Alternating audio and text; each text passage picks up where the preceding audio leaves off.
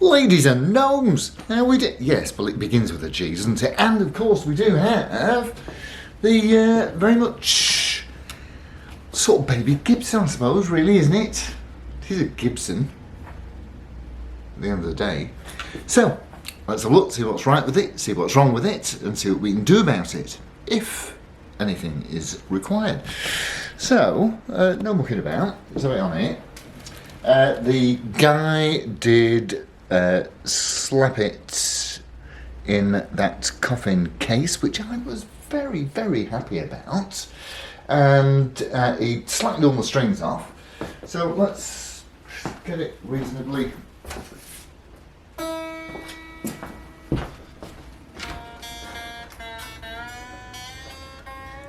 Let's get it reasonably tuned up and see what happens.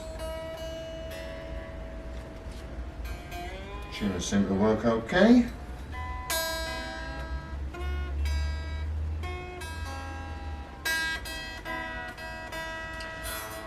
The strings are about 1 million years old. So with these,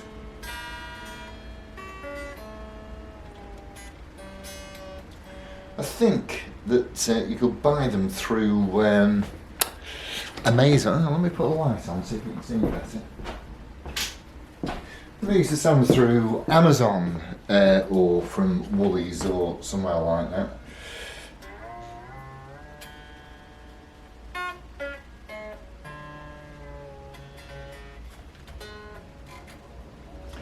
And I think that they came with a bit of a kit, you know, you got a lead and a little amp and that kind of thing.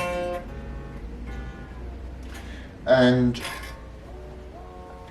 they're about 85 quid, as I recall.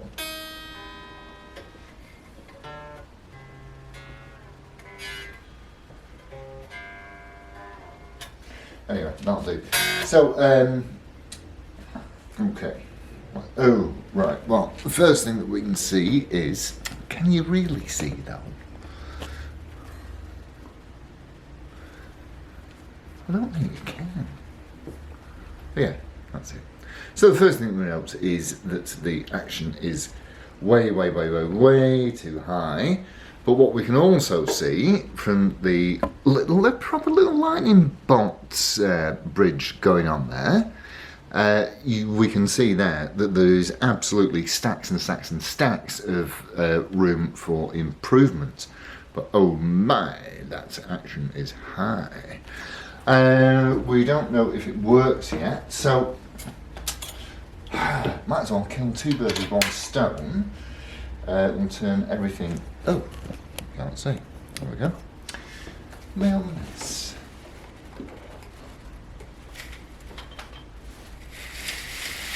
See if that helps.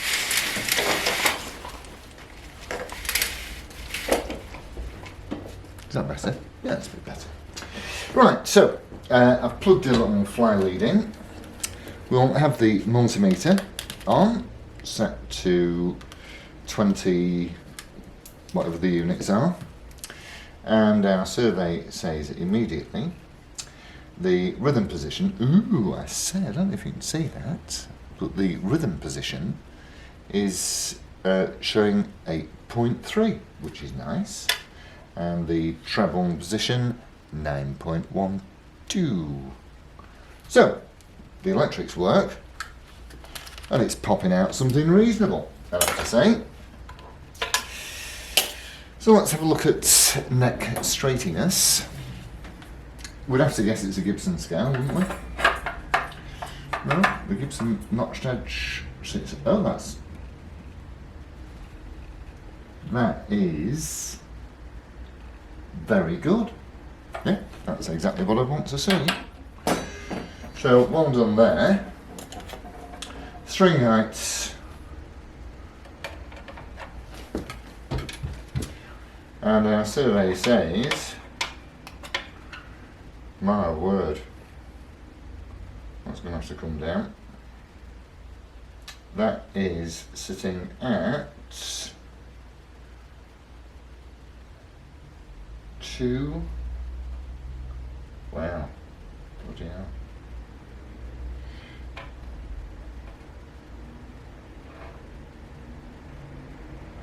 Yeah, yeah, about 2. No, it's more than that. 2.5. 2.5, and I like to see half of that. I like to see 1.25. So, coin. A coin. I might have to slap the strings off again, but oh, bugger, penny won't go in it. No. No. No? No. Right. Let's get a screwdriver with a nice big fat blade. Hang on. Yes, I've closed the blinds down because, of course, I've forgotten how cameras work. Right, so I've got this large, ugly, old thing here. And here's the thing. Could use that. That's a nice looking new thing. But, as you can see, it only goes in, what, half at best in terms of the length of the slot. Do not use anything that is too small because you will make your studs look ugly, and we do not want that. Usually a penny or some other small coin will go in there readily. Okay, should come in down. So, and this fits perfectly. It was in the garage. How's that feel? Yeah. Yeah. Somebody's actually had a go at this before. By the looks of things. Never mind. Are we on the pickup yet? No, not on the pickup yet.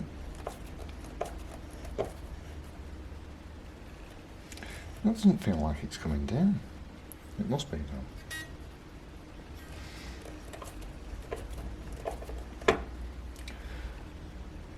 So that looks like. Sure. Survey says I need a pair of specs.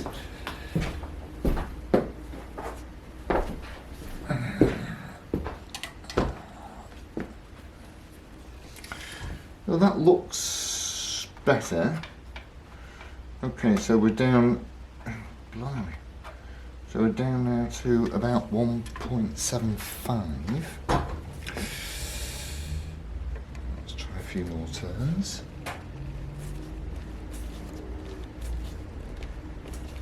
Now what's going to happen now, I can tell you, is that is hitting the pickup.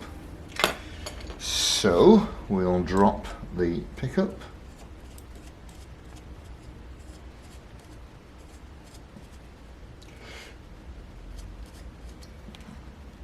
We'll do the fine tuning of the pickup height in a bit, but that's okay for the time being.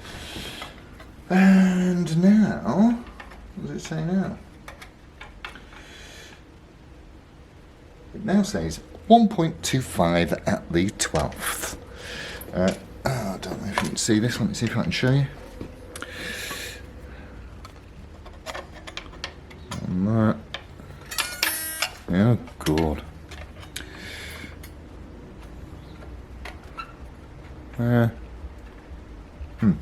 So, there we go. That is the height I was like. But, of course, now what we need to check for is any on the base side wants to come down. I don't need to measure it, I can see.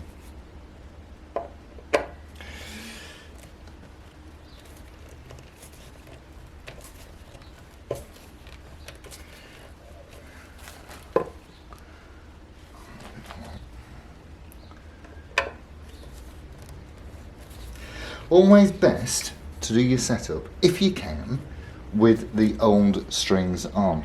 All's reasonable. Yeah, okay, happy with that. Feels right. So, just give it a quick tune up, doesn't matter if it's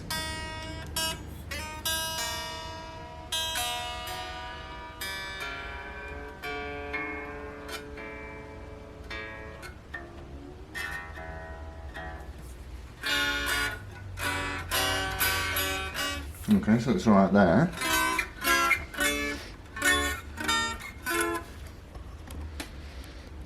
back up a bit and you can see. So now what I want to check for is any choking. And the only way you can do that is by doing this.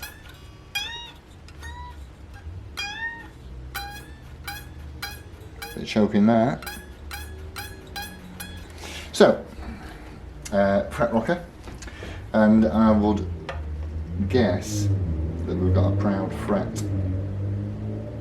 Oh, yes we have. Oh my word, yes we have. And it's only fret 20. Let me just check. My goodness, that is proud. So it's only fret 21 that's sticking up. All the others, can you see what I'm doing? All the others seem to be okay. It's fine. That's fine. It's okay. 12 is a little bit proud. So is it making me choke? That's the thing. Yeah, it is. So fret 12 and fret 21. I remember that. Let's see what we're like going further down. Okay. Okay. Oh, we've got another culprit. So what we will do, it's roughly, oh, and that as well. Yeah. Okay. All right. So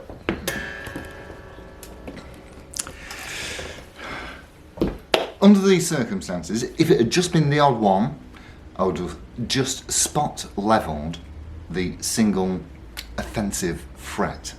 So now we're starting to see why these were such budget instruments. Because of course it's the finish that, I mean, the finish does take time. So let's say that you had bought one of the, you'll find these regularly on eBay for 100 quid, something like that, 100 quid. But will they be any good? Can you get the action down to a proper, so the reason that the action was set so high, here we go, it's all making sense now. So the reason the action was set so high was because if the action was where it should be at 1.25, then it will be unplayable, virtually unplayable. So because there are so many wibbly wobbly roller coastery frets, then what we shall do is we'll take it off and we'll get the fret file and we'll just do the whole neck. It'll make life so much easier. But what I would say is that all of the angles of, you know, like where the neck, the way that the neck sits in relation to the body, and certainly the neck straightness is perfect. So let's do a bit of filing. I'll show you the first bit and then I'll carry on doing the next bit because it takes ages and it's boring. Okay, let me get to, also, yes, so we really are now at a point where the own strings can come off because we've identified the problems. Now, just makes me think that when I first showed you this, what I did show you was the way that the nut looked proud on the treble side. So what they've done is they've bloody hell. What they've done is they've slapped the nut in, not especially well, but the height is, the string height from the nut is fine. So what they've done is they've just cut the nut down to compensate for that.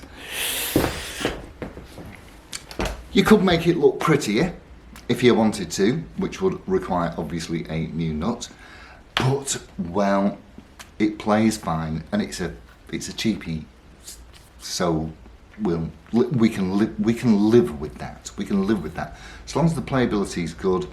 and the height is correct, which it is, then we'll leave that well alone.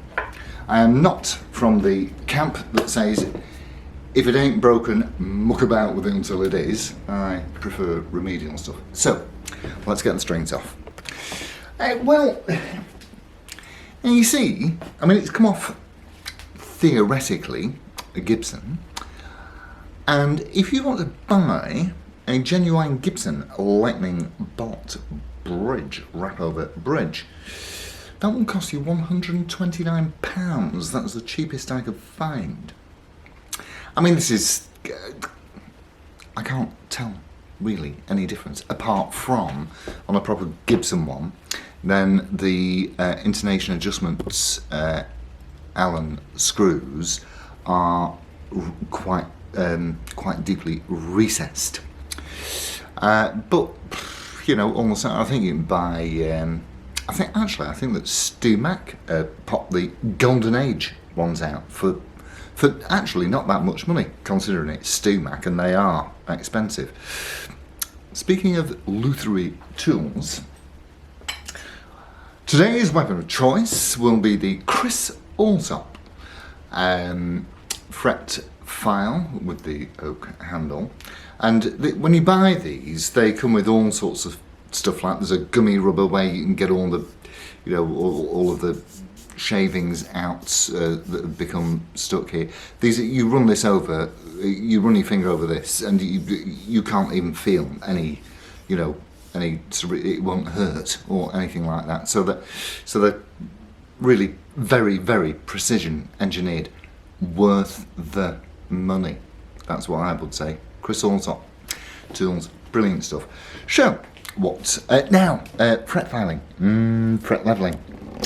It's pretty much a bit of a feel job and a sound job as well, because apart from the fact that you can feel to an extent the undulations, what you'll also hear as you run up and down the fretboard is this click clack, and and that is where the straight edge is hitting something that isn't perfectly flat and level. And so you hear that click clack. So it's a bit of a feel thing, but also when it stops going click clack, then you're level. So it's you've got to have done hundreds of them really before you can. It's a feel thing. It's a feel thing. It's a feel thing. Right. So you know what I'm going to do. So I'm going to do that, and then we'll come back when that's all correct. Okay. So we've flattened the files. Flattened the files. What am I on about? Flattened the frets, and I'm very, very happy with the leveliness. They're all lovely, which is lovely.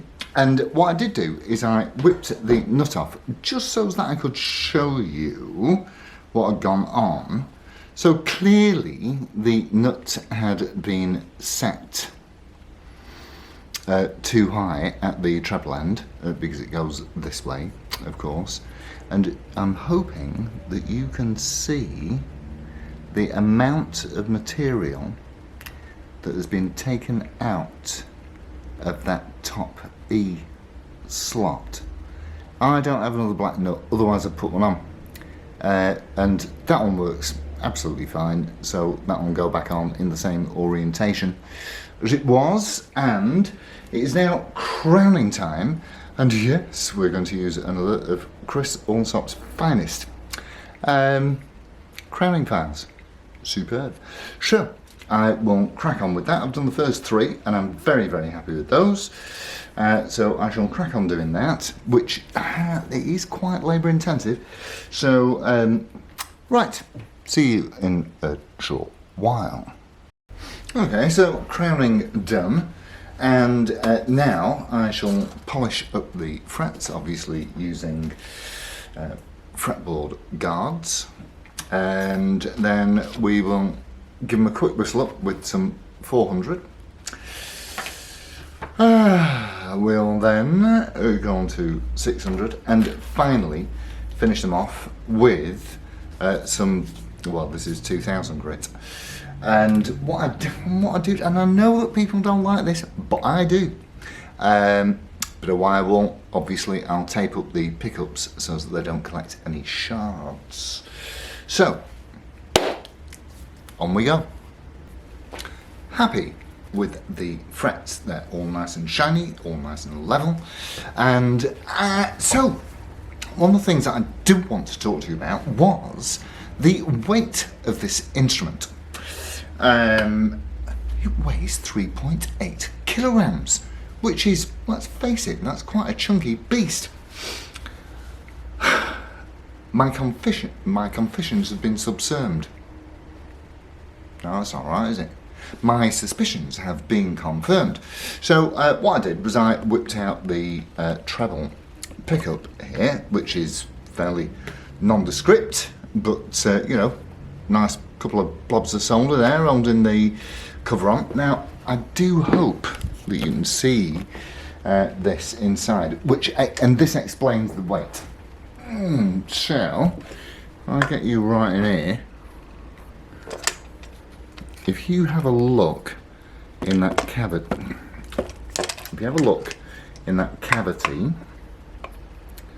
what you should be able to see is a pickup that keeps falling in it. What you should be able to see is that it's plywood. Now apparently the glue that binds the plywood together is largely what will give you that heavy weight. And you know, had I not watched Jim Lill's video, then I would probably say, oh, that's how the sustain is explained. But of course, as we now know from that amazing "Where Does My Guitar Tone Come From" video from Jim Lill, we now know that all that's hooey, as they say. So, next job is give it a bit of a whistle up and put some strings on. What we'll also do, what I always do, and really what you should probably always do when you're fitting strings, is you'll get your you're going to get your little box spanner, and I use it like this. And just nip up, yeah, because they're all quite loose, just nip up all of the machines, and yeah, so they've saved. So you know, you've got to save money somewhere, obviously, if you're building a budget instrument. Let me tell you something: the fret depth. You see this, the fretboard guard, they barely poke out above that, you know, so there's everything's done down to a price and not up to a standard. So anyways, we'll get the thing, although you know, it's got a nice bit of binding around here and all that. Anyways, so we'll get it buttoned back up and see what happens. And so, in conclusion, we now have a guitar that behaves perfectly well in terms of playing, and so I downloaded plugged in because there's a 60 cycle hum. But the guitar itself is absolutely top notch in terms of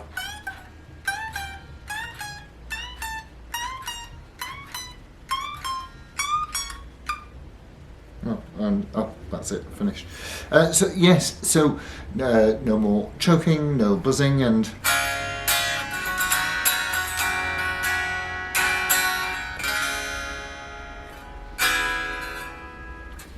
the action is absolutely superb, and the playability is fabulous. Of course, it did take quite a bit of work to get us to this point.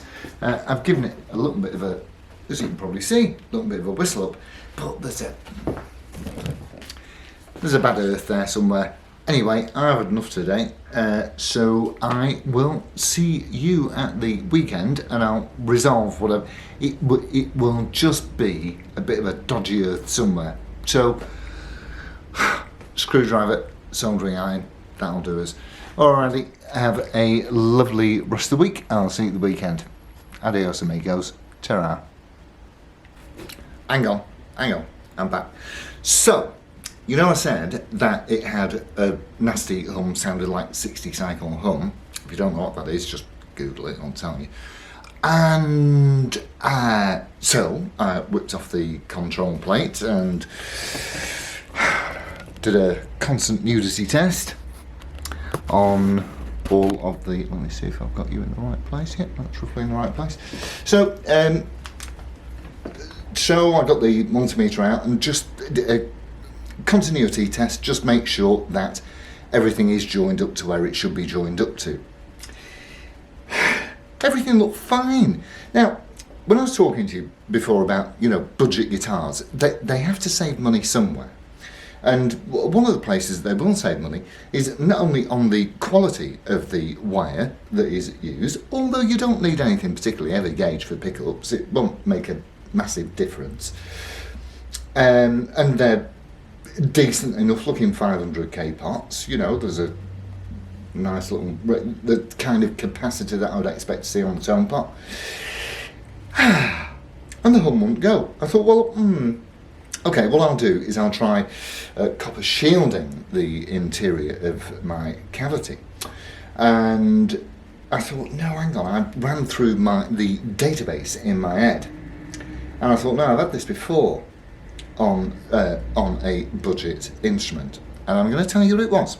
And if you come across this hum where there doesn't look to be anything wrong, but it's still, all the connections are fine, you've got continuity everywhere.